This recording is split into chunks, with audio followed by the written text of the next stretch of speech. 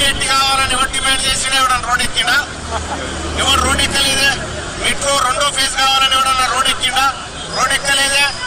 మరి రోడ్ ఎక్కిన వాళ్ళ కష్టాలు పట్టించుకోకుండా కమిషన్లు వచ్చే కార్యక్రమాల మీద రాష్ట్ర ప్రభుత్వం దృష్టి పెడతా ఉంటే కార్మికుల ఉసురు తప్పకుండా తగ్గుతుంది. నిన్ననే ఆడ ఏది లష్కర్ బోనాల కాడ రంగమెక్కినామని చెప్పింది. పోయే కాలం వచ్చింది ప్రభుత్వానికి అని సేమ్ అదే కనిపిస్తా ఉంది. నీ పరిస్థితి చూస్తా ఉంటే ఆర్టీసీతో కోక్కునోడు ఎవడు, ఆర్టీసీ తెరుగు పోయినోడు ఎవడు మనగడ సాగించినట్టు చరిత్రలో లేదు. ఆ పరిస్థితి కూడా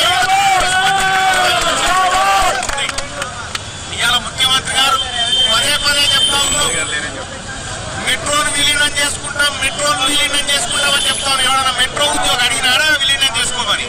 ప్రభుత్వంలో ఆర్టీసీని విలీనం చేయాలని చెప్పి కార్మికులు డిమాండ్ చేస్తే దీన్ని చేసుకోవు, దాన్ని విలీనం చేసుకుంటారట. నువ్వు అంత పెద్ద సిపాయివే అయితే నష్టాలలో ఉన్న